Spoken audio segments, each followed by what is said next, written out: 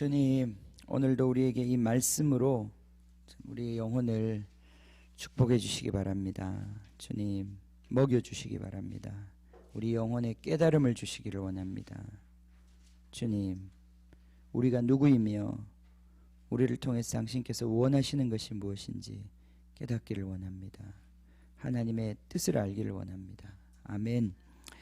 자, 우리 11장 1절부터 9절까지 교도하도록 하겠습니다. 온 땅의 언어가 하나요, 말이 하나였더라.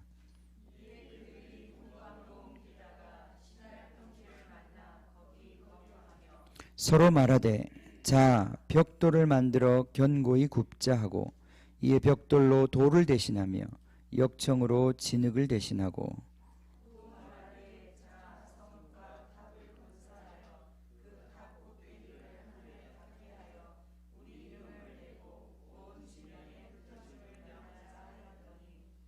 여호와께서 사람들이 건설하는 그 성읍과 탑을 보려고 내려오셨더라.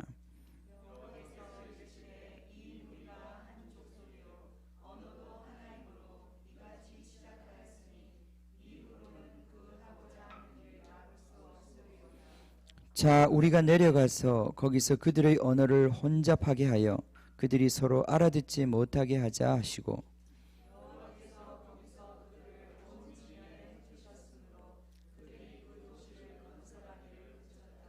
함께 읽겠습니다. 그러므로 그 이름을 바벨이라 하니 이는 여호와께서 거기서 온 땅의 언어를 혼잡하게 하셨음이니라.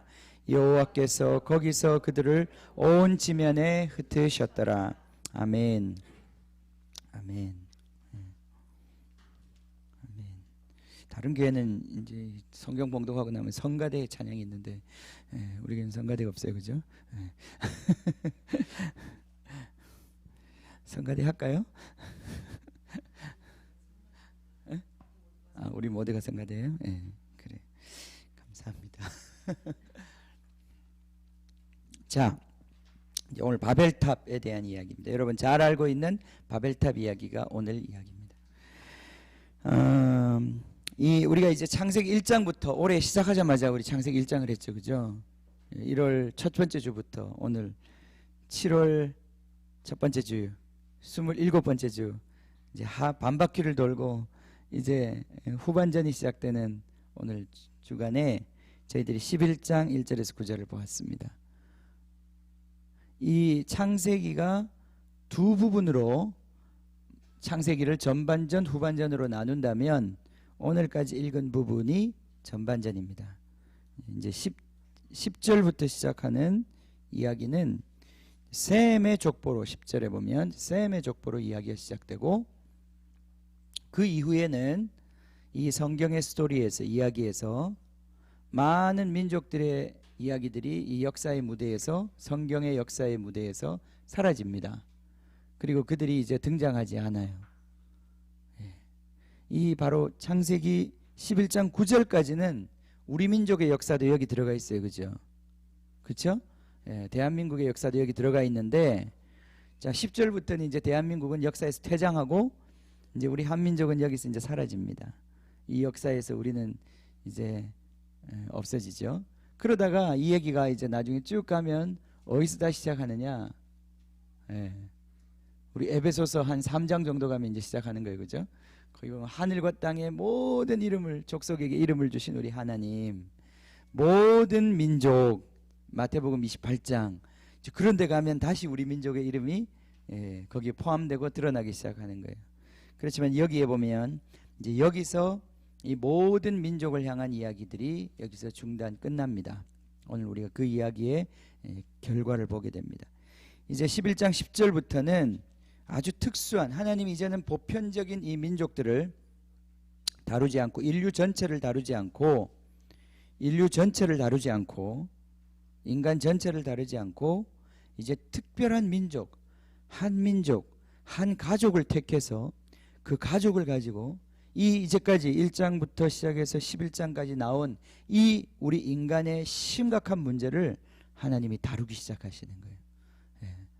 인류 전체를 다루시는 게 아니라 인류 전체를 다루려면 심판밖에 할 수 없으니 하나님의 지혜가 이제 새로운 한 가족을 택해서 그 가족으로 말미암아 하나님께서 자기 구원의 역사를 이제 시작하시고 이루어 가시는 것을 우리가 이제 곧 보게 될 것입니다. 이제 오늘 그 이야기의 이제 마지막 부분에 대한 이야기를 우리 같이 나누도록 하겠습니다. 예, 주님. 자, 우리 1장 보지요. 1절, 11장 1절을 보겠습니다. 주님, 온 땅의 언어가 하나요, 말이 하나였더라. 예. 정말 이럴 때가 있었을까? 이럴 때가 있었을까? 이 세상의 모든 사람들이 다 똑같은 말을 쓰고 똑같은 언어를 가지고 있던 시대가 있었을까? 지금 우리나라도 외국인들이 많이 들어와서 우리가 외국인들이 다른 말을 하는구나 하는 것을 우리가 지금은 좀 많이 익숙해졌죠, 그죠?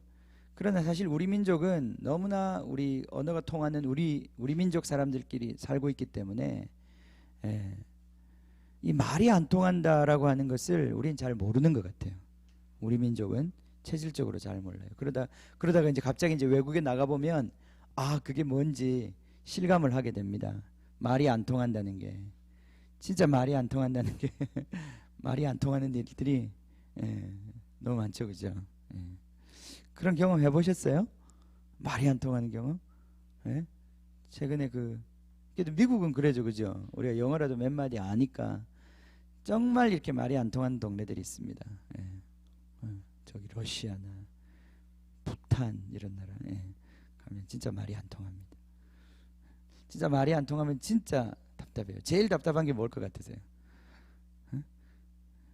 제일 답답한 게 화장실이 어디 있는지 모르는 게 제일 답답합니다.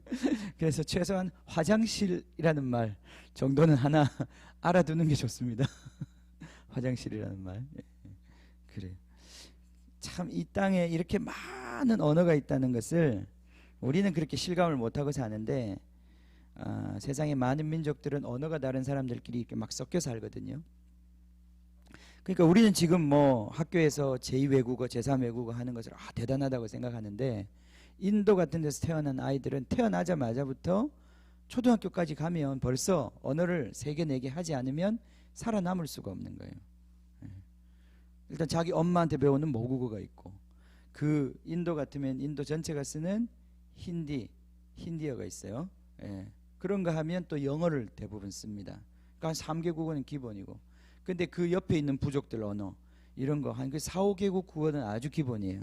제가 아프리카를 가봐도 그렇더라고요. 아프리카에 가보면 그때 그 수단에 갔을 때도 뭐 딩카족, 누에르 이런 족들이 다 언어가 다른데 그 아이들이 그 말들을 다 해요. 그러면서 영어도 해요. 뭐 잘하지도 못하면 영어도 해요. 그 어떤 애들은 불어도 해요. 신기해요. 신기해요. 그게 뭐 이렇게 학교에서 배운 게 아니에요. 그냥 배운 거예요. 그냥 길거리에서 그냥 배운 거예요. 그런데도 웬만큼 해요. 자, 이 언어가 이렇게 많다. 이것 정말 놀라운 일입니다. 정말로 여러분, 우리 언어를 보면 볼수록 이 언어 속에는 하나님에 대한 형상이 정말 있습니다. 자, 우리 요한복음 1장 1절은 우리 하나님을 소개할 때 태초에 하나님이 계셨다고 말씀을 하지 않고 태초에 말씀이 계셨다 이런 식으로 말을 하거든요. 말씀. 그러니까 우리 예수님은 말씀이 육신이 되신 분이에요. 그죠? 그러니까 그 예수님이라고 하는 존재가 있기 전에 이미 말이 있었다는 거예요. 말이. 그러니까 우리가 지금 이 말을 하잖아요. 동물들도 말을 하는지 잘 모르지만 동물들은 말을 안 하죠. 약간의 그들의 그 커뮤니케이션 하는 기술들이 있긴 하지만은 말을 하지는 않습니다. 우리 인간처럼. 근데 우리 인간은 말을 해요. 이 언어라고 하는 것은 굉장한 놀라운 신비가 그 안에 들어있는 거예요. 예수님께서 말씀하시기를 우리의 말이 영이요 곧 생명이라고 그랬어요. 여러분들이 갖고 있는 여러분이 누구인가는 여러분이 하는 말과 여러분의 생각과 아주 밀접하게 관계가 돼 있어요. 여러분이 누군지도 인식하는 것은 말을 통해서 여러분이 인식을 해요. 그러니까 언어라는 게 얼마나 중요한 건지 몰라요. 언어라는 게. 우리가 말을 하고 산다는 것만 해도 우리가 얼마나 놀라운 존재인지를 우리는 날마다 경험하는 거예요. 그죠? 그죠? 저 말을 한다, 커뮤니케이션을 한다. 이게 너무 대단한 것입니다. 로마서 1장에 보면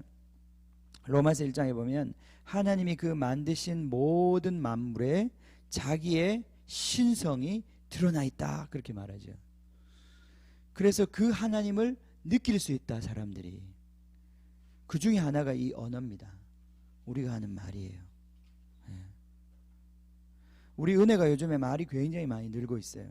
깜짝 놀랄 정도로. 충격의 연속입니다. 입을 열면요. 그때마다 사실은 우리가 하나님을 느껴야 되는 거예요. 와, 놀랍다. 인간에게 이런 커뮤니케이션 능력이 있다니. 이 말하는 능력이 있다니. 아담도 처음에 만들어졌을 때 아담이 했던 것이 짐승들이 오면, 동물들이 오면 뭘 해줬지? 이름을 지어줬어요. 그죠? 그 이름이라는 게 바로 언어예요. 그죠? 말이란 말이죠. 이 말 중에 아주 중요한 부분이 다 이 모든 사물들의 이름을 정하는 거란 말이죠. 그죠? 그게 아주 아담이 갖고 있는 놀라운 신적인 능력 중에 하나예요. 그러니까 우리가 이 생각을 하고 우리가 말을 한다는 것은 너무 어마어마한 것입니다. 특히나 한 사람이 혼자서 일을 하는 것도 놀라운데, 이 한 사람이 아니라 두 사람이 커뮤니케이션하고 의사소통을 해서 한 팀이 되어서 어떤 일을 한다. 그것은 어마어마한 일을 할 수 있는 거예요. 한 사람이 하는 일과 비길 수 없는 엄청난 일을 할 수 있는 거예요. 그죠? 그렇지 않습니까? 그죠?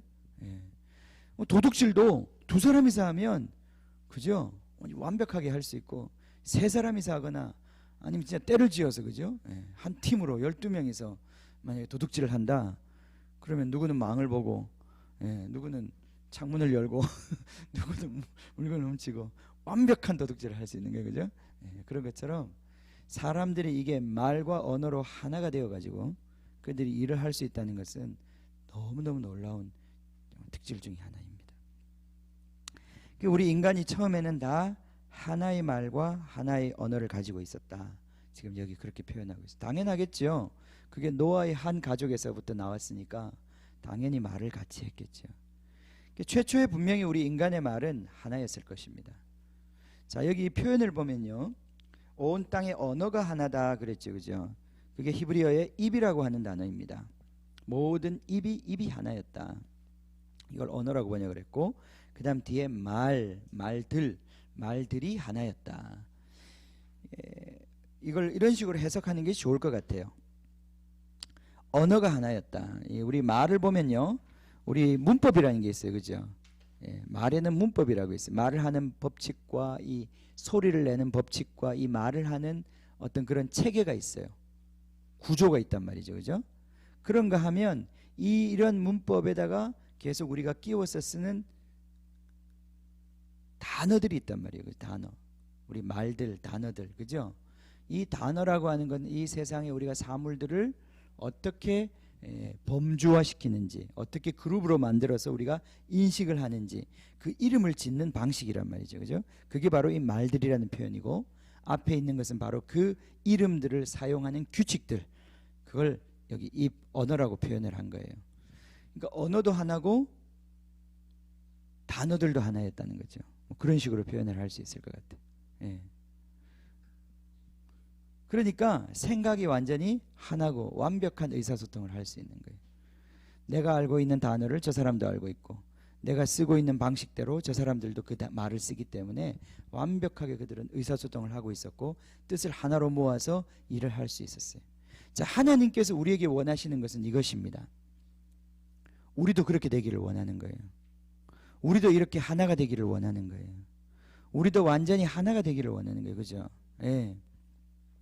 자, 우리가 예수님께서 우리 공동체를 향한 뜻이 무엇이겠습니까? 우리가 하나가 되는 거예요. 그죠?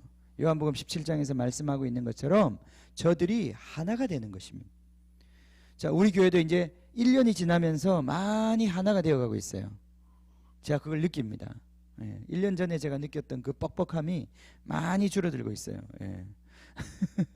그만큼 우리가 싫든 좋든 그동안 이런 일들을 겪으면서 우리의 언어가 많이 통일되고 있어요.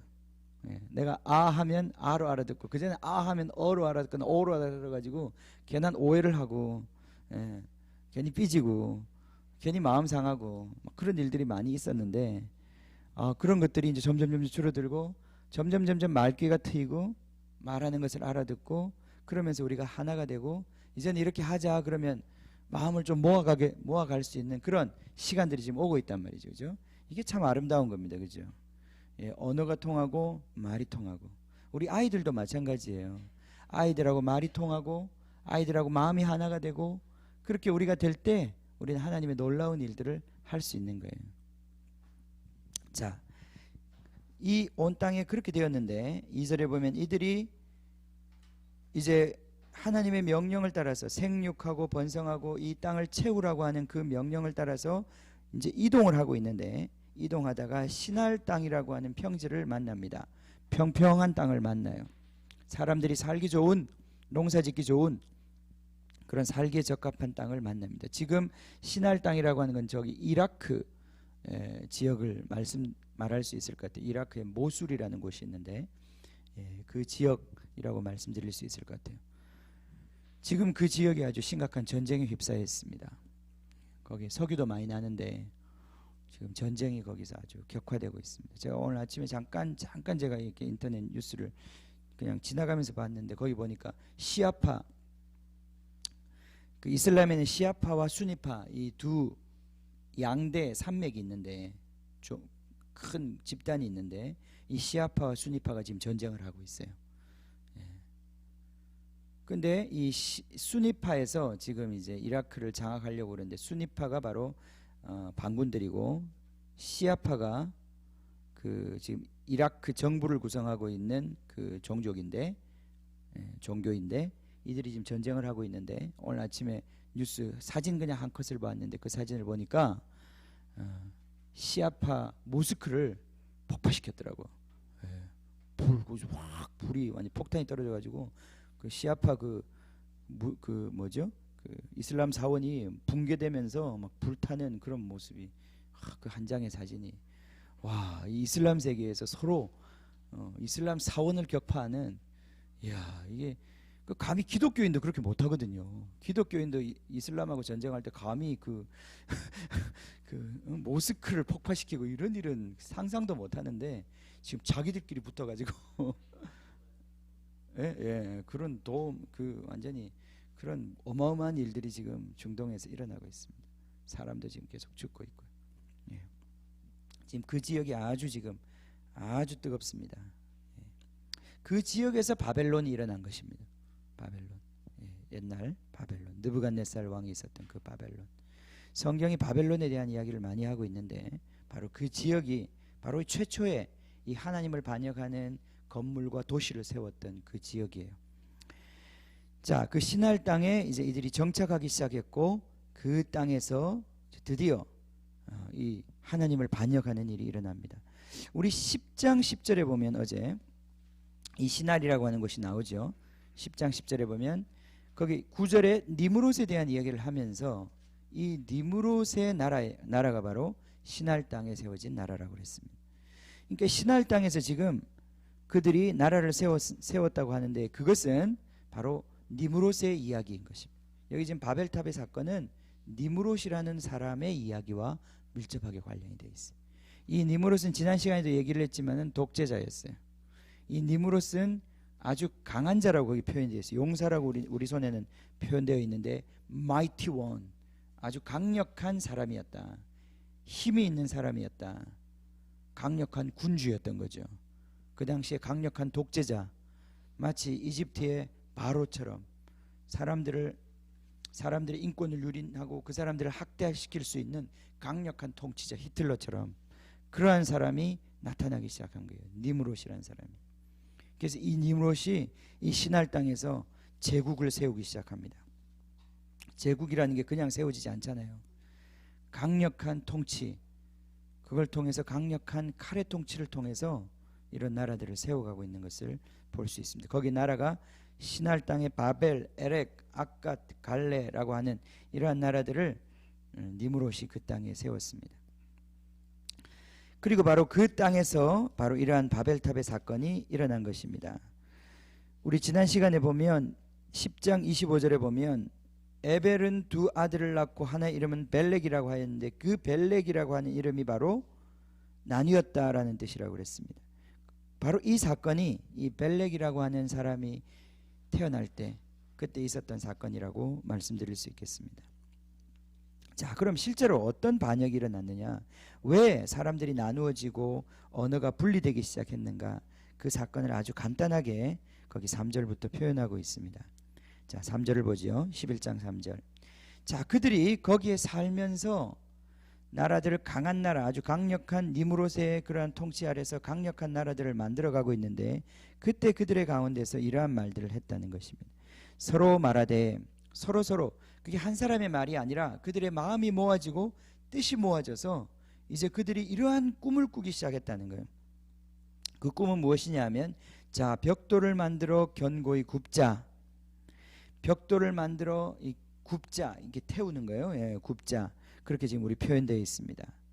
자, 그 전까지는 건물들을 지을 때 벽돌로 짓지 않고 흙으로, 진흙으로 짓거나 아니면 돌로 지었단 말이죠. 돌을 그냥 쌓아서 건물을 짓거나 벽돌을 가지고 그냥 집을 지었어요.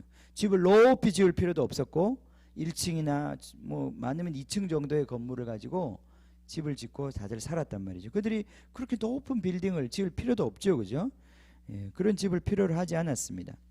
그런데 이들이 거기에 거주하면서 그들이 발전하기 시작하면서 기술이 발전하면서 그들에게 어떠한 생각이 들어오기 시작했냐면은 벽돌, 단순히 진흙이 아니라 벽돌을 만들기 시작했다는 거예요. 오늘날도 여러분 벽돌을 보시면 알지만 저는 건축을 잘 모릅니다만 벽돌은 진흙을 가지고 이렇게 모양을 내는 거죠, 그죠? 그리고 그걸 이제 불로 또 굽나요? 예, 구워가지고 아주 단단한 돌 같은 그러한 재료를 만들어내는 거예요. 또 그것이 그냥 쌓아놓으면 붙어있지 않잖아요, 그죠? 그것을 사이사이 붙여놓을 수 있는 시멘트와 같은 것들을 오늘날 갖고 있다면, 그래서 아주 단단한 벽돌집을 오늘날 짓지 않습니까? 그 당시 시멘트는 없었겠지만은 뭔가 이 벽돌과 벽돌을 단단하게 접착시킬 수 있는 그러한 재료들을 발견하고 그것들을 가지고 이제 건물을 그냥 단순한 그냥 비 피하고 햇빛 피하는 그런 종류의 건물이 아니라 강력한 건물들, 높은 성벽들, 그리고 여기 나오는 탑들을 만들기 시작했다는 것입니다.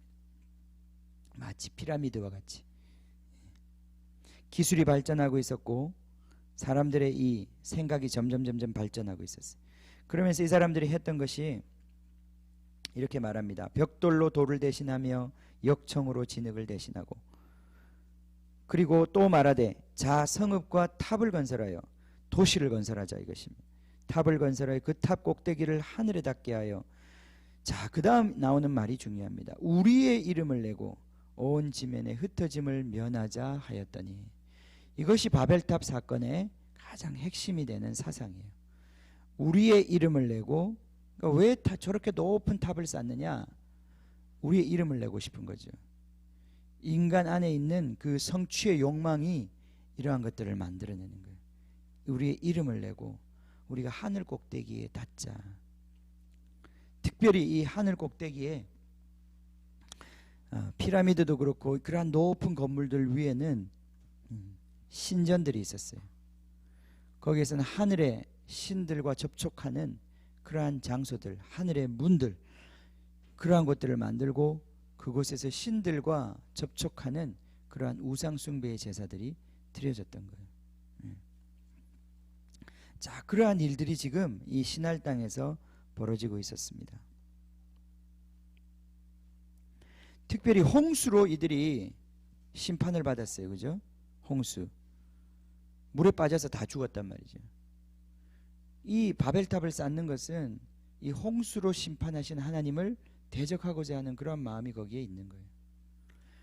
아무리 이제는 비를 내려봐라, 우리가 저 높은 곳까지 올라가서 이제는 그 비를 피할 것이다. 그 하나님을 향한 대적, 그리고 자기 마음대로 살고자 하고 자기의 이름을 높이고자 하는 이러한 욕망이, 이 니므롯 안에 있는 이 명예에 대한 욕망, 자기의 권세에 대한 욕망이 결국은 이 바벨탑을 만들게 만든 거예요, 그죠? 자, 오늘날도 마찬가지입니다. 저는 왜 그런 건물이 필요한지 모르겠는데 지금 두바이 그 사막 한복판에 그죠? 800층? 800층 맞나요? 예. 800m인가? 800m. 800m 정도 되는 건물이 있어요. 버즈 두바이라고 하는. 예. 왜 그 사막 한복판에 800m짜리 건물이 있어야 되는지 난 잘 모르겠어요. 예. 근데 그게 지금 세계에서 제일 높은 건물이 되고 난 다음에 지금 얼마 안 돼서 지금도 1등인가요? 아직 중국에서 지금 뭐 몇 개 지금 더 짓고 있더라고요. 우리나라에서 또 그걸 능가하는 건물을 지으려고 그랬다가 실패했죠. 예, 지금 저기 상암동에 원래 지으려고 했던 게 상당히 높은 거였는데 모르겠어요, 그죠? 왜 이렇게 높이 짓는지. 지금 롯데월드 제2롯데월드 지금 열심히 짓고 있는데, 근데 그 지금 잠실 쪽에는 지하수가 지금 다 빠져나가가지고 땅이 지금 주저앉고 있다는데 잠실을 떠난 걸 감사합니다. 바벨탑. 왜 건물들을 이렇게 높이 지을까요? 사람들이 무엇 때문에?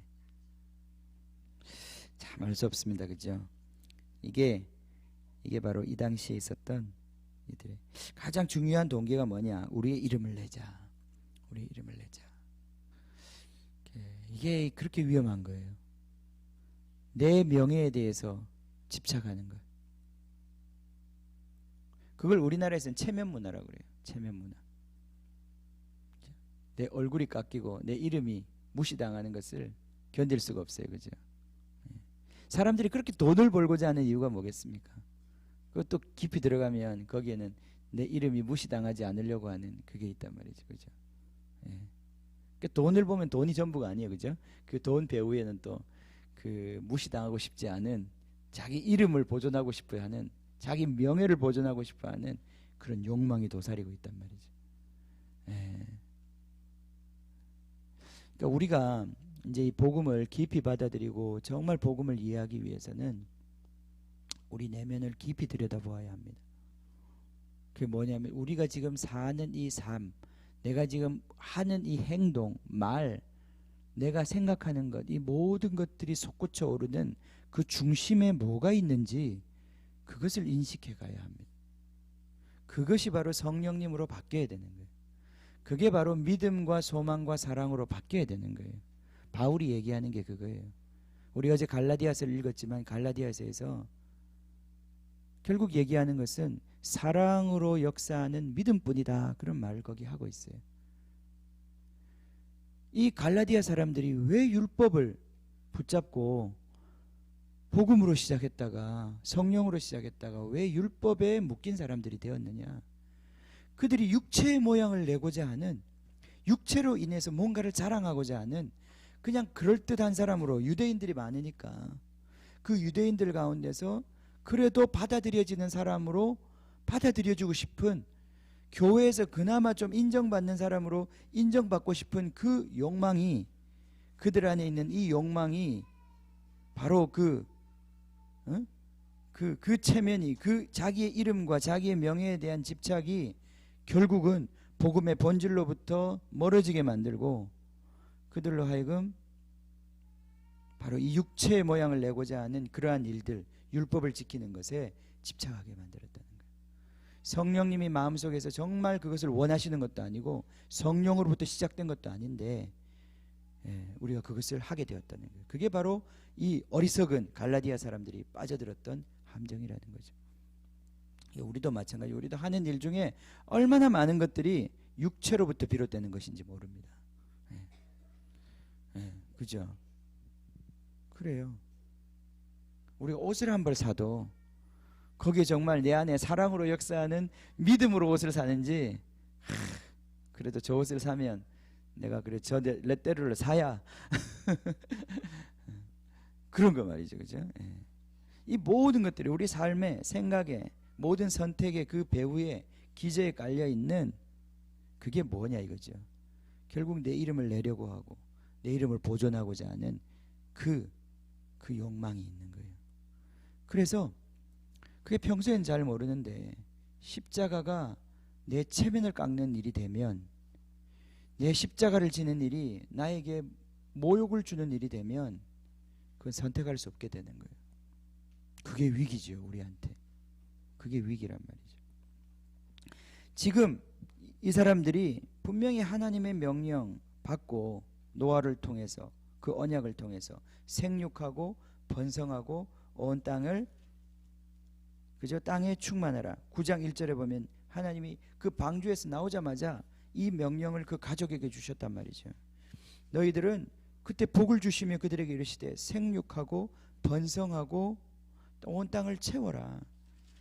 그들이 이 명령을 좇아서 움직이다가 신할 땅에 와서 그들이 풍요 가운데서 그들의 마음이 변질되기 시작했고, 그들 안에 있는 이 욕망이 솟구쳐 오르기 시작했고, 이 니무롯이라고 하는 이 악의 통로를 통해 가지고 그곳에 강력한 제국을 만들고, 우리는 더 이상 퍼져나갈 필요가 없다. 이 땅에서 우리가 필요로 하는 것은 강대국이다. 나가서 이 땅을 퍼지는 게 우리는 목적이 아니다. 우리는 강한 나라가 돼야 된다. 우리는 선진국이 돼야 된다. 우리는 이 모든 형제들을 지배할 수 있는 그런 강대국이 돼야 된다. 우리는 힘을 모아야 된다. 우리는 이렇게 퍼져나가지 말자. 우리는 여기서 강하게 되자. 우리는 여기서 도시를 만들자. 여기서 우리의 제국을 만들자. 하나님의 명령 필요 없다. 우리의 이름을 내자. 자기중심적이고 인간중심적인 이러한 사상이 바로 이들 안에서 이러한 반역을 이끌어낸 것입니다. 그래서 그들이 탑을 쌓았고, 높은 탑을 쌓았고 그곳에서 도시를 건설하기 시작했습니다. 자, 하나님께서 어떻게 하셨습니까? 5절에 보니까 여호와께 사람들이 건설하는 그 성읍과 탑을 보려고 내려오셨다. 예, 땅에서 웅성웅성거리고 막 자취를 벌이고 뭔가 대단한 프로젝트가 진행되니까 하나님이 내려오셨어요. 뭔 구경할 게 있나 싶어서. 우리가 이렇게 하나님 뜻대로 안 살고 막 스스로 대단한 프로젝트를 만들고 이러면 하나님이 내려오십니다. 하나님 구경하러 오십니다. 자기가 생각지도 못했던 것들을 하고 있기 때문에 하나님 구경하러 오셔요. 예, 소돔과 고모라도 구경하러 오셨어요. 하나님이. 도대체 그거 뭔 일이 있나? 왜 이렇게 시끄럽나 거기? 응? 왜 이렇게 시끄럽나? 도대체 뭔 일이 있는 건가? 하나님 내려와 보시니까 사람들이 건설하는 그 성읍과 탑을 보려고 내려오셨어요. 여호와께서 이르시되 6절에 이 무리가 한 족속이요 언어도 하나이므로 이같이 시작하였으니 이후로는 그 하고자 하는 일을 막을 수 없으리로다. 사람들이 언어가 하나가 되어가지고 하나님을 대적하기 시작하니까 이제 그 일을 막을 수 없다는 거예요. 여러분, 이 땅의 사람이 정말 마음을 합해서, 그 좁은 사람이 작은 사람이라도 마음을 진짜로 합해가지고 일을 하기 시작하면 그것을 막을 길이 없습니다. 네. 진짜 그렇습니다. 여러분, 이 사람이 마음이 합해진다는 것이 얼마나 놀라운 것인지 몰라요. 네. 여러분, 그 독일이란 나라가 완전히 전쟁 때문에 무너졌던 그 나라가 1차 세계대전 때 히틀러를 중심으로 그 독재자의 사상에 부응하면서 나라가 완전히 하나 되기 시작하니까 그 당시 추풍낙엽같이 그 주변에 있는 국가들을 1년 2년 안에 다 초토화시켜버렸어요. 그때 독일이. 그때 가장 전쟁 때문에 무력했던 그 나라가 그 강력한 사상 아래, 그 아리안주의 사상 아래 결집을 하고 하나가 되어가지고 목숨을 걸기 시작하니까 그 주변에 폴란드, 뭐 동구권 국가들 다 무너졌고요. 러시아까지. 러시아도 그때 하나님이 개입하지 않으셨으면 러시아도 완전히 무너졌습니다. 그때 이상하게 그 막판에 히틀러가 그 러시아를 마지막 공격, 모스크바를 공격하는 그 결정적인 순간에 머뭇거렸어요, 히틀러가. 그게 이제 역사에 보면 그게 그때 중보기도의 힘과 관련이 있어요. 그때 이상하게 이 히틀러가 그때 진격을 했으면 사실은 러시아가 무너졌고, 러시아가 무너지면 러시아도 연합군의 굉장히 중요한 축이었거든요. 예. 그리고 이 독일이 서부 전선과 동부 전선을 동시에 치고 있었단 말이죠. 예. 그래서 만약에 독일이 러시아가 무너져 버렸으면 이제 영국으로 모든 것들을 집중하게 되면 이 서구 전선이 완전히 무너지는 거예요. 예. 그런 상황이었는데 이상하게 그때 히틀러가 마음에 머뭇머뭇거리는 거예요. 머뭇머뭇거리면서 이렇게 러시아를 침공하는 그거를 지연시킵니다. 그러다가 겨울이 와버렸어요. 날씨가 추워져 버렸어요. 그 추운 날씨에서 이제 독일이 이렇게 버티지를 못한 거예요. 그러면서 전쟁이 길어집니다. 이 서부 전선에서 전쟁이 길어지니까 독일이 힘이 나뉘기 시작하는 거예요. 그러면서 이제 급속도로 이 독일이 패망의 길을 걷습니다. 근데 그때 보면 그게 바로 그 중보하는 사람, 기도하는 사람, 그 역사의 그 오묘한 순간에 그 독재자의 마음을 이상하게 불안한 것을 집어넣어 가지고 그때 확 자기의 뜻을 펼치지 못하도록 했던 그 사건이 그 2차 세계대전에 그 어떤 총과 칼보다도 하지 못했던 그 일을 해낸 거예요. 어쨌든 독일이 그 엄청난 능력을 가지고 그 결집했을 때 그 엄청난 능력과 힘을 발휘했던 거예요. 일본도 마찬가지고요. 일본도 그 가미가제 이런 거 보면 그런 성도들 한 100명만 있으면 그죠? 교회가 부흥 안 되겠습니까? 아니 그런 성도 10명만 있으면 할렐루야. 가미가제 좋아하시잖아요, 그죠? 우리 이현 집사님. 그렇게 돼. 가미가제 그냥 내가 폭탄을 지고도 내가 들어가리라.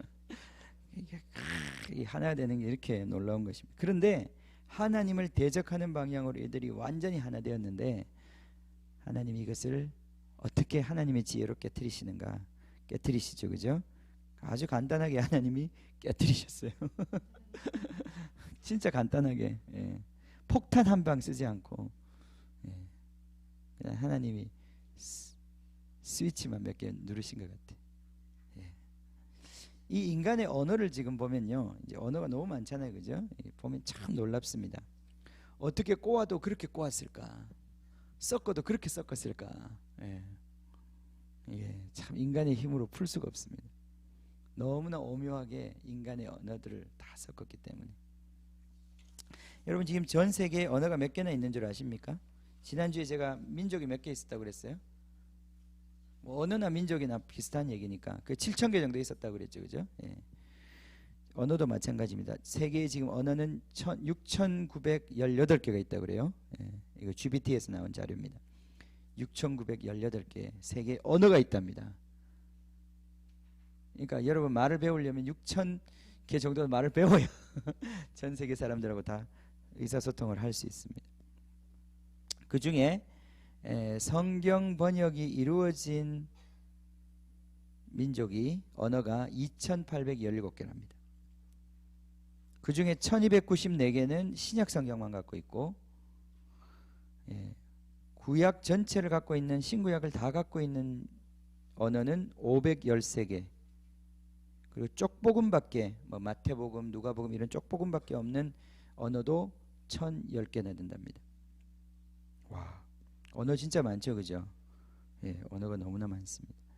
지금 모국어로 된 성경을 갖고 있는 사람들이 전 세계에 49억 정도 된답니다. 그러니까 언어가 많다고 그래도 우리가 7,000개 이렇게 얘기해도 그죠? 그 중에 뭐 많은 사람들은 중국어 쓰는 사람 10억 언어 한 개 가지고 10억 뭐 그죠? 그렇단 말이죠. 지금 영어는 거의 20억이 쓴단 말이에요, 지금. 그러니까 이게 언어 숫자가 많다는 게 꼭 사람이 많다는 뜻은 아닙니다. 어떤 언어는 몇백 명, 몇천 명 이런 언어도 있어요. 선교사님들이 이제 그러한 언어들까지도 공략하기 위해서 지금 수고하고 있습니다. 어쨌든 전 세계에 지금 하나님이 이때 간단하게 그냥 한마디로 언어를 섞자 이렇게 한마디 한 것이 7,000개의 언어로 섞어버렸습니다. 지금까지 우리가 그래서 고생하고 있고 수능 보는 우리는 영어 공부해야지, 중국어 공부해야지, 그죠? 만약에 이 언어 공부 안 한다면 우리 공부가 어떻게 될까요?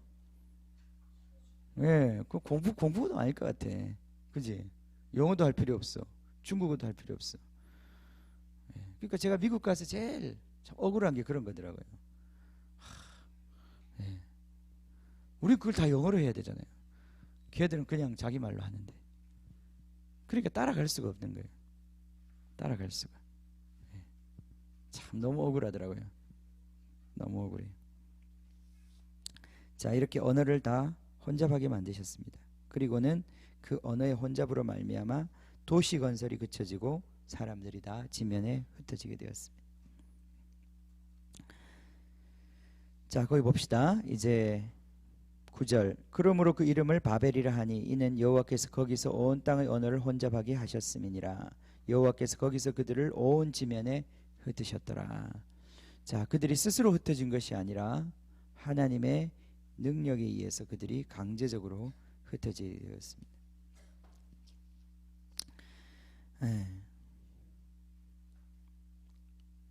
자, 이 바벨탑의 사건, 이 바벨탑의 저주로 말미암아 이 세상에 이제 온 언어와 종족이 갈라지기 시작했고 모든 민족들이 나누어지기 시작했고 그 민족들이 흩어져서 경계를 정하고 자기의 민족의 땅을 정하고 지금 살아가는 오늘날과 같은 삶이 이제 벌어져 있는 것입니다. 하나님께서는 이 흩어진 민족들을 이제 다시 하나로 모으려고 하시는데 그것이 바로 하나님의 계획이고 하나님의 정말 우리를 향한 뜻입니다. 언어가 이렇게 혼잡하게 된 이 사건이 사도행전 2장에 가면 이제 드디어 그 사건을 되돌리는 그러한 역사가 일어나죠. 그죠? 그때 성령의 충만함을 받고 예수님의 제자들이 다 방언을 말하게 되었어요. 정말 그 흩어져 있는 각 민족의 그 언어로 말을 하고 이제 그들에게 하나님의 뜻과 마음을 나누어 줄 수 있는 다시 이 민족들을 부르시고 다시 이 민족들을 하나로 만드시는 하나님의 그 회복의 역사가 사도행전 2장에서 우리는 보기 시작한단 말이죠. 지금도 마찬가지예요. 지금도 하나님께서 하시는 역사가 무엇입니까? 우리 모두를 다 모든 민족을 다 한 목자 아래 모으시고자 하는 거예요. 우리가 언어가 다르고 다 이런 얼굴 색깔이 다르고 다 다르지만은 우리를 다 하나님께서 한 목자 아래 모으시고 하나의 자녀로 만드시고 하나의 백성으로 만드시고 하나된 그러한 어떤 사람들로 만드시고자 하는 것이 바로 하나님의 뜻이라는 거예요. 근데 그 하나 된다는 것이 우리 마음대로 되는 게 아니에요. 그죠? 이런 니므롯 같은 사람의 이런 계획에 의해서 하나가 되는 게 아니란 말이죠. 지금 온 세상은 두 가지 길을 걷고 있어요. 예수 그리스도와 성령으로 말미암아 하나가 될 것이냐? 그렇지 않으면 이 세상에 정말 또다시 출현하는 이 세계 정부와 이 세상을 지배하는 이 세상의 왕 아래 하나가 되어 갈 것이냐. 지금 이 두 가지 싸움이 치열하게 진행되고 있어요. 지금 세계는 점점 하나가 다시 되어가고 있습니다. 그죠? 그죠? 우리는 지금 글로벌 시대를 살고 있고 세계화 시대에 우리는 지금 정말 국경도 없어지고 이제는 물건을 사고 팔고 하는 것도 이제는 나라의 국적이 필요 없는 옛날에는 뭐 메이드 인 코리아 이런 거 좋아했는데 이제는 그런 의미가 없어요. 그죠? 이제는 메이드 인 코리아 이런 말도 쓰지도 않습니다. 뭐 어셈블드 인 코리아, 디자인드 인 아메리카 뭐 이런 말을 쓴단 말이죠. 그죠? 그 붙이려면 너무 복잡해요. 도대체 이 물건이 어느 나라 물건인지 우리는 알 수가 없어요. 설계는 미국에서 해가지고 부품은 중국에서 만들어가지고 쿠바에서 조립해가지고 상표는 한국에서 붙여가지고 그죠? 이게 어느 나라 물건인지 우리는 알 수가 없고 이제는 막 삼성 물건을 사면서 난 애국자야 이런 시대가 이제는 아니다 이 말이에요. 그죠?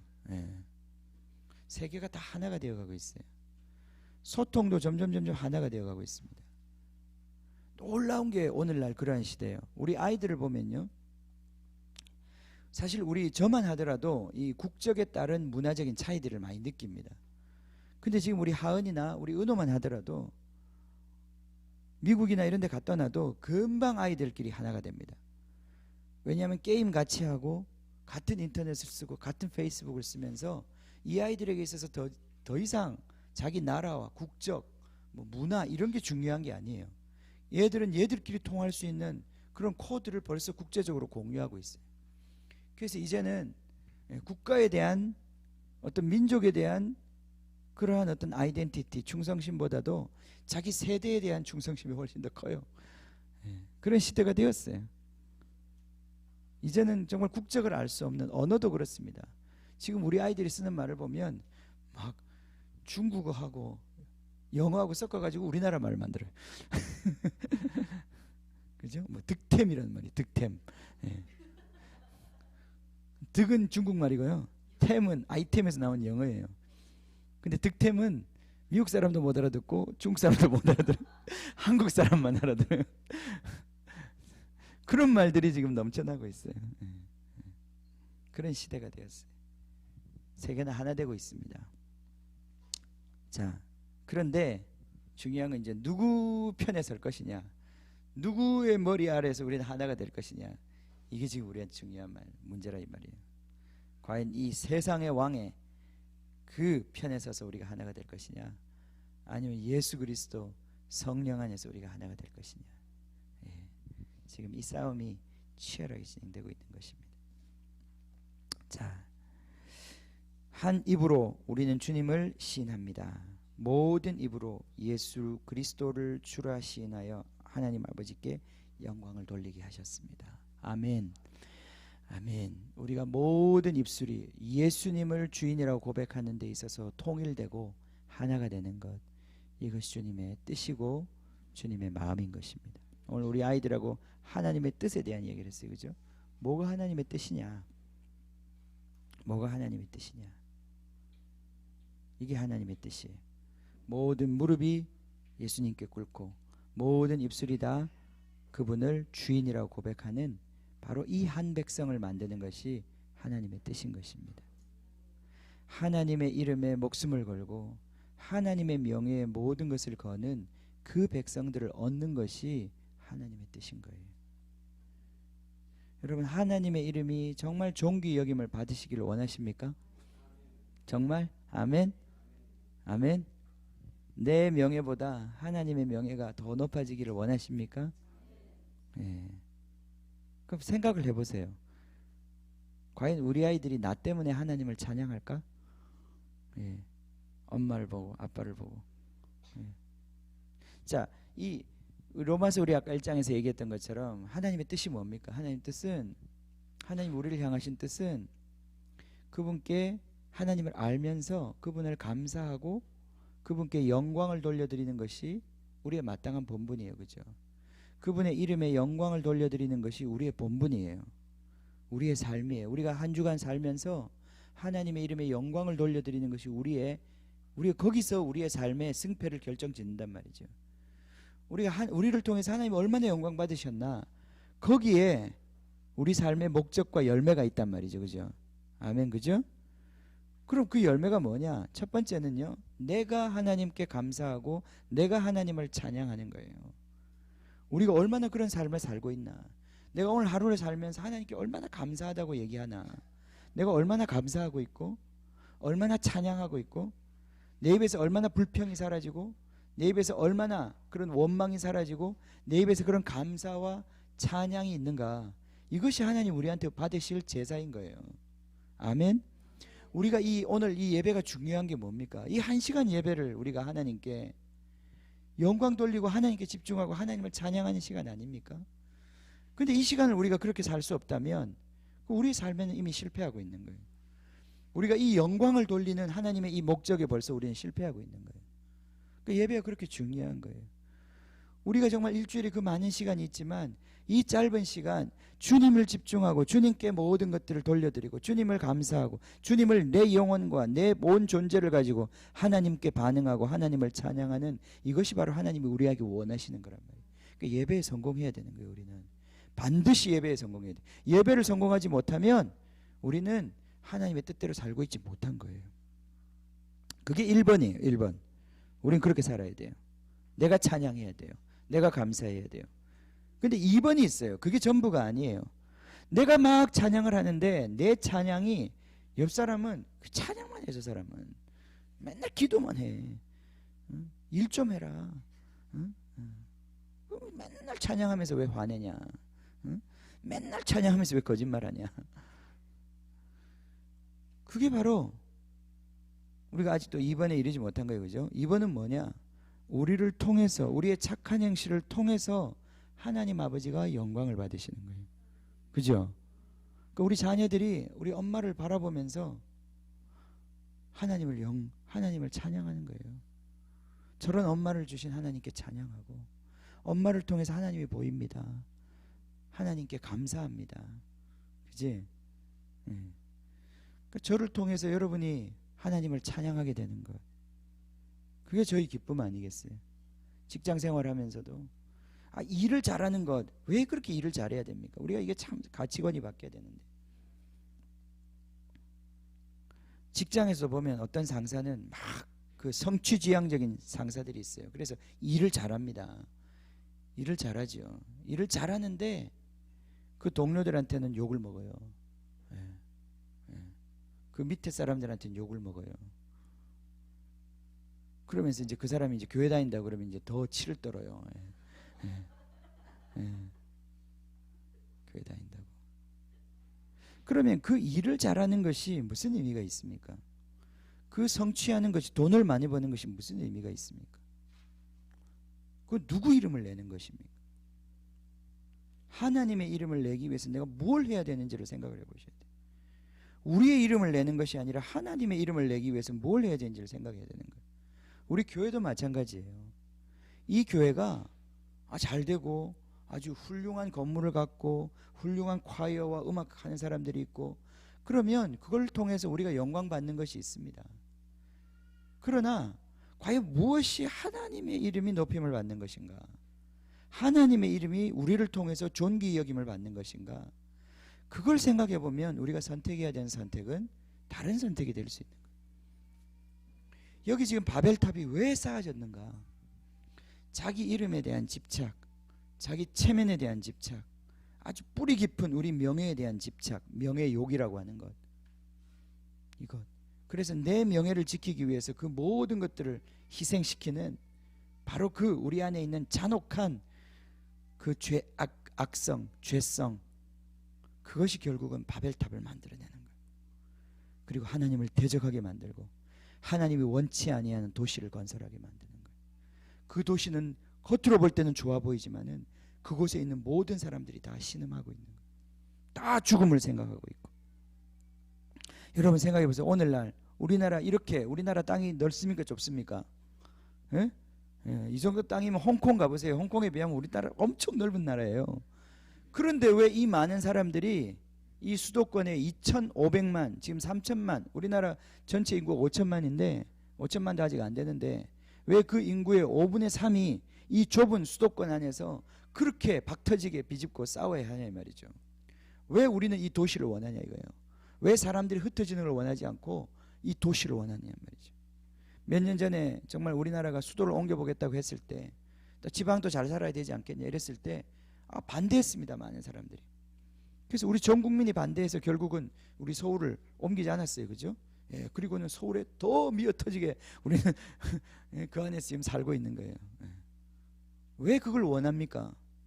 사람들이 인구 밀도를 높게 밀집시켜서 우리는 살아야, 그죠? 거기에 우리 인간의 응집력이 나와요. 거기에 인간의 집약된 기술과 파워가 나오는 거예요. 저 높은 탑을 쌓을 수 있는 힘이 나오는 거예요. 우리는 흩어지기를 원하지 않습니다. 어찌하든지 끌어모아가지고 우리는 똘똘똘똘 뭉쳐가지고 우리의 목적을 이루는데 우리의 인생을 투자하려고 그러죠. 사람들이 이렇게 많이 계속 몰려드는 거예요. 그 중심을 향해서 아무것도 없는데 그 중심에 가보면 그 높은 곳을 향해서, 그 중심을 향해서 계속 몰려드는 거예요. 그게 바로 바벨론이에요. 그 중심부에 들어가면 아무것도 없는데 그 높은데 그 한 칸, 아파트 한 칸이라도, 동네 한 동네라도 옮겨서 그 중심부로 계속 지배하게 들어가고자 하는 것이 바로 이 바벨론의 스피릿이 장악하고 있는 이 땅이란 말이죠. 우리는 어떻게 살아야 됩니까? 우리 그렇게 살면 안 되는 거예요. 믿음을 가진 사람은 중심으로 움직이는 게 아니라 변방으로 움직이는 거예요. 그게 믿음을 가진 사람들이에요. 믿음을 가진 사람들은 낮은 곳으로 내려가는 거예요. 왜? 하나님이 거기 계시니까. 하나님이 거기서 높임을 받으시기 때문에 그리로 내려가는 것입니다. 바벨론 안에서 하나가 될 것이냐, 우리가 하나님 주님 안에 하나가 될 것이냐, 이 우리 앞에 놓인 지금 엄청난 도전이에요. 쉽지 않은 싸움입니다. 쉽지 않은 싸움이에요.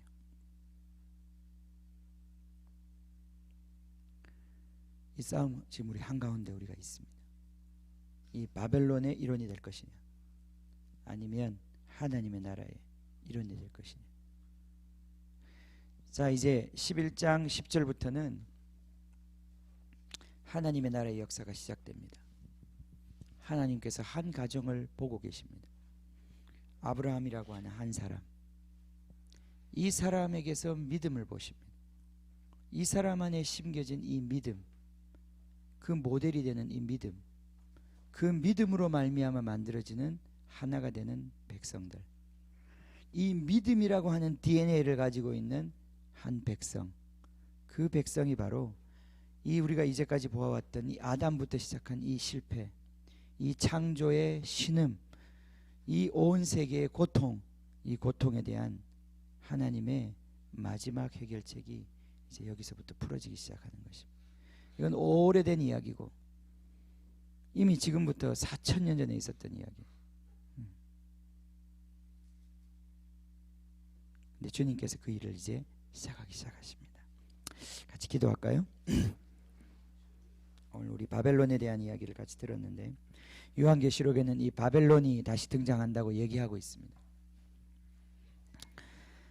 주님, 우리 같이 기도합시다. 주님,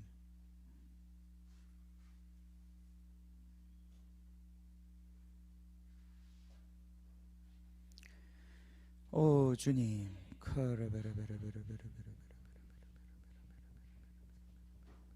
이것은 옛날 이야기가 아니라 지금까지 계속되고 있는 영적인 싸움입니다.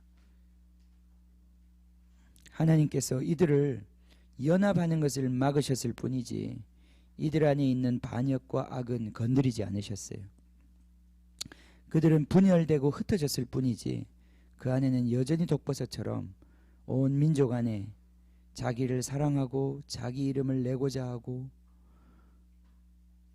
그리고 자기를 위하여 집을 세우고 도시를 건설하고 자기를 위하여 살고자 하는 그러한 자기중심적인 이 죄성은 약간 저지되긴 했지만 그것이 사라지지 않았습니다. 하나님께서 그것을 이 언어를 혼잡케 하는 것을 통해서 그렇게 하실 수가 없었습니다. 하나님께서 이제는 새로운 역사를 시작하실 것입니다.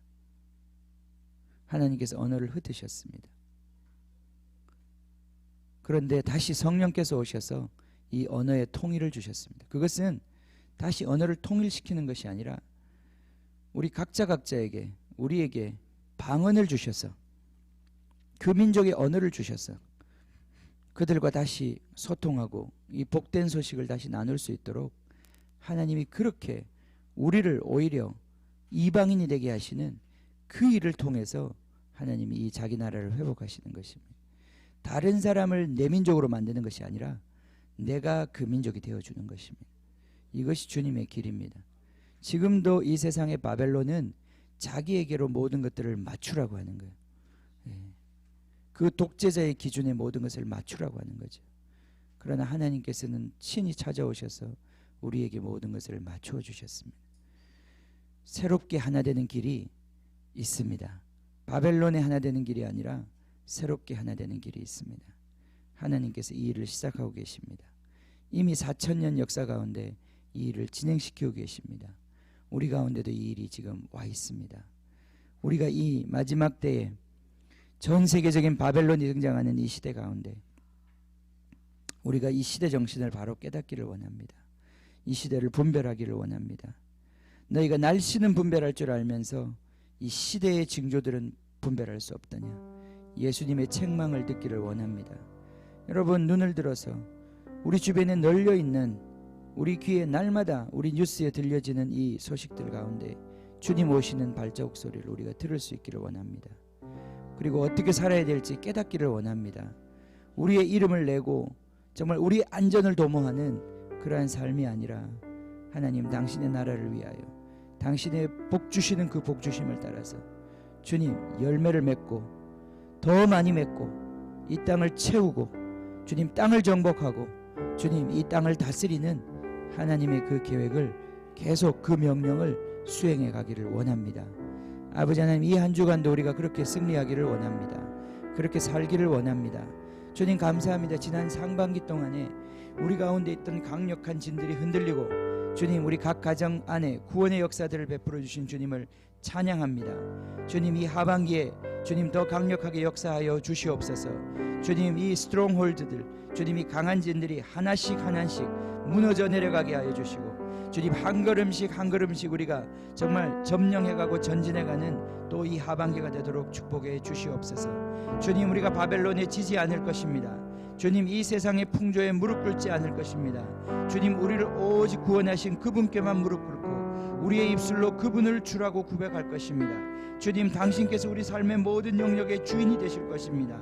우리의 비즈니스에, 주님 우리의 교육에, 우리의 신앙생활에, 주님 우리의 부모와 자녀의 관계 가운데, 우리의 학업 가운데, 주님 우리의 모든 것 가운데 주님이 주인 되시고 우리의 이 모든 것을 통해서 주님이 영광 받으시기를 기대합니다. 주님, 우리가 그것을 원합니다. 우리의 이름을 내고 우리가 높아지려고 우리가 일하는 것이 아니라 주님의 이름이 높아지는 것이 무엇인지 주님 그것을 깨달을 수 있는 지혜가 있기를 원합니다. 우리의 선택 속에 그것이 무엇인지 선택할 수 있는, 깨달을 수 있는 지혜가 있기를 원합니다. 아버지 하나님, 은혜를 베풀어 주십시오. 이 시간 우리 모두에게 은혜를 주십시오. 주님, 이 시간 이 자리를 그냥 떠나지 않게 하여 주시고 결단하게 하여 주시옵소서. 내 이름을 내기 위하여 살지 아니하리라. 내 이름을 위하여 살지 아니하리라. 주여, 우리 안에 있는 우리의 체면과 우리의 욕망, 주여 우리의 명예에 집착하는 이 욕망으로부터 우리를 풀어주시고 이 강한 진으로부터 풀어주시고, 주여 우리의 이름은 땅에 떨어진다 할지라도 예수의 이름이 높아지기를 원합니다. 예수의 이름이 높아지기를 원하며 존귀 여김을 받기를 원합니다. 주여, 하늘 땅을 쌓는 것이 아니라 주님의 성전이 주어지기를 원합니다. 주여, 이곳에 주님의 거룩한 성소 기도하는 사람들, 주여 무릎 꿇고 하늘의 아버지께로 간구할 수 있는, 주여 다른 사람들 벌기는 무지해버리고 주여 기도하는 것을 통해서 주여 우리 이름은 드러나지 않는다 할지라도 주여 이것을 증거하시는 것입니다. 주여 시간 우리를 건드리게 하소서. 주여 건드리게 하소서.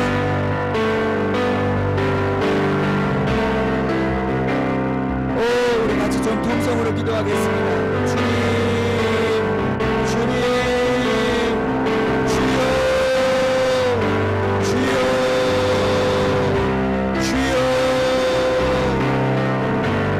주여, 주여, 주여,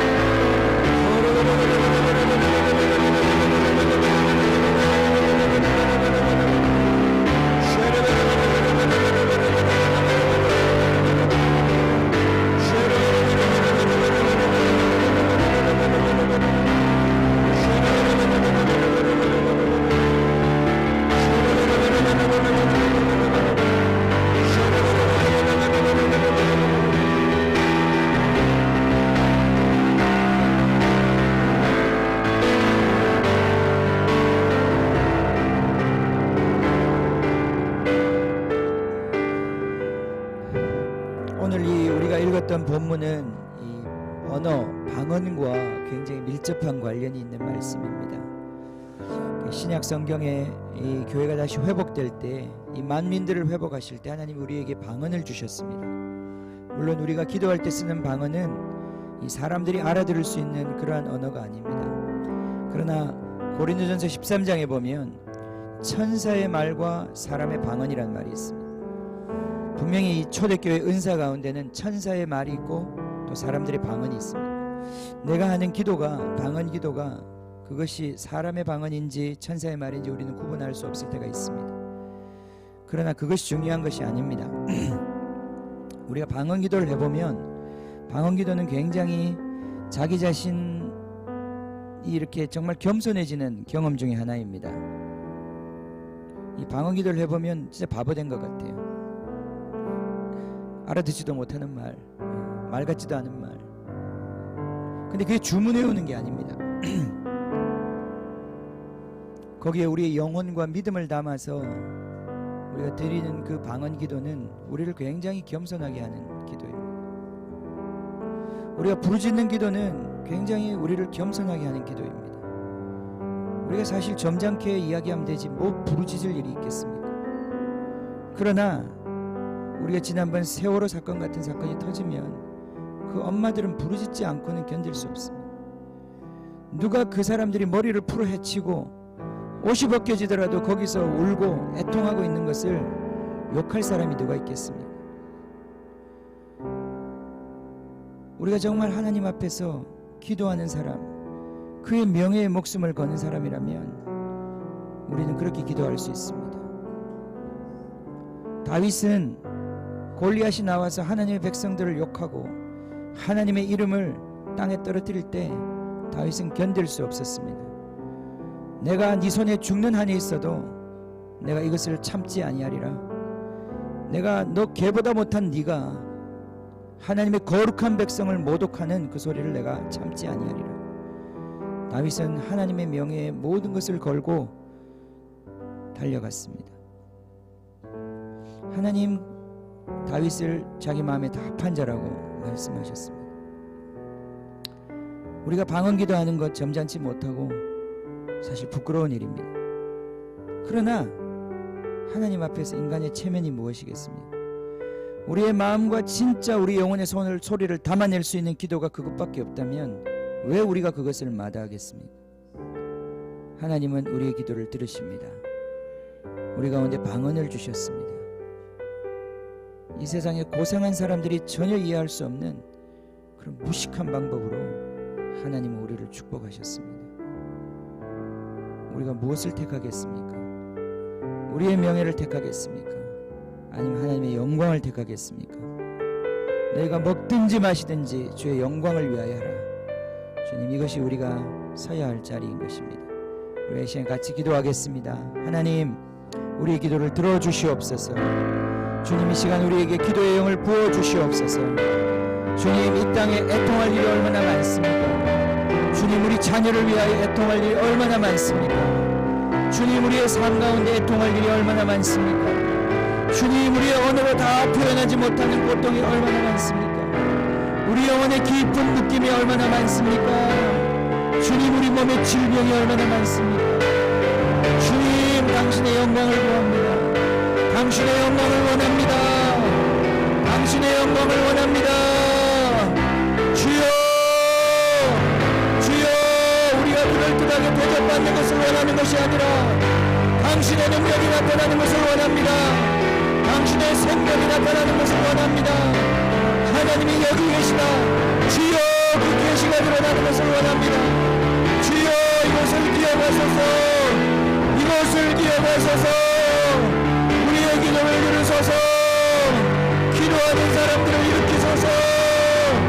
목숨 걸고 주님 앞에 기도할 수 있는 사람들, 그 존재를 드려 주님께 기도할 수 있는 사람들, 주여, 말이 되든지 안 되든지, 주여, 뭐 알아듣든지 못 알아듣든지, 주여, 주님 앞에 애통하며 부르짖을 수 있는 하나님의 사람들 일으켜 주십시오. 주여, 그러한 교회를 일으켜 주십시오.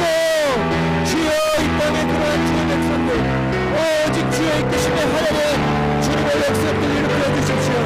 오 주여, 주님의 이름을 찬양합니다. 주여, 이 교회가 그런 교회 되게 하소서. 우리 한 사람 한 사람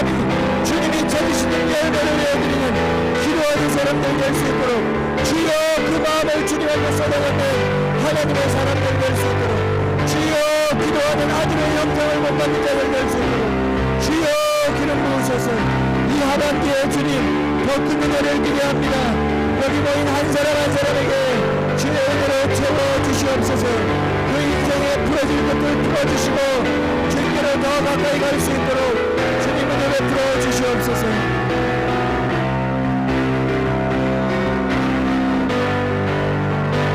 아버지 하나님 감사합니다. 주님 우리를 당신의 뜻을 이룰 수 있는 자들로 불러주셨습니다. 주님 생육하고 번성하고 땅을 차지하고 주님 이 땅을 밟고 주님 당신의 나라 통치를 가져오라고 주님 우리를 이 자리에 부르셨습니다. 우리를 보라마을로 부르셨습니다. 주님 우리가 이곳에 거주하면서 주님 바벨탑을 쌓지 않게 해주십시오. 우리의 명예에 목숨 걸지 않게 해주십시오. 당신께 목숨 걸고 주님 당신의 성전을 세울 수 있도록 주님 기도의 집, 주님 만민을 위하여 기도하는 집, 주님 진리의 보루와 터가 되는 곳, 주님 정말 그러한 주님의 교회 세울 수 있도록 주님의 교회 이곳에서 볼 수 있도록 주님 우리 모두에게 은혜 베풀어 주시옵소서.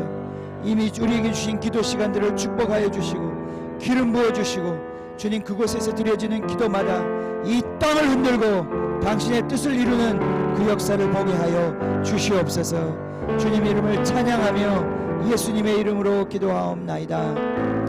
지금은 우리 주 예수 그리스도의 은혜와 하나님 아버지의 크신 사랑과 지금도 우리를 일깨워 하나님의 명예를 위하여 십자가 지는 삶을 살게 하시는 성령님의 은혜가 주님 이 한 주간 주님을 사모하며 주님과 함께 하나 되어 걷기를 원하는 모든 사랑하는 형제자매들 머리 위에 주님 한국 교회 위에 이 나라와 이 민족 위에 지금부터 영원히 함께 하시기를 간절히 축원하옵나이다. 아멘.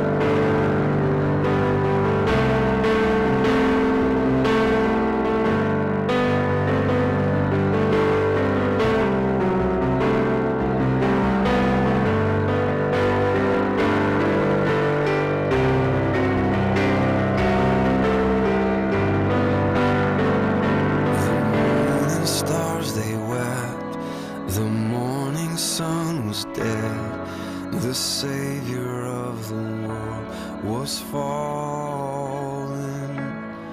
His body on the cross, His blood poured out for us, the weight of every curse upon Him.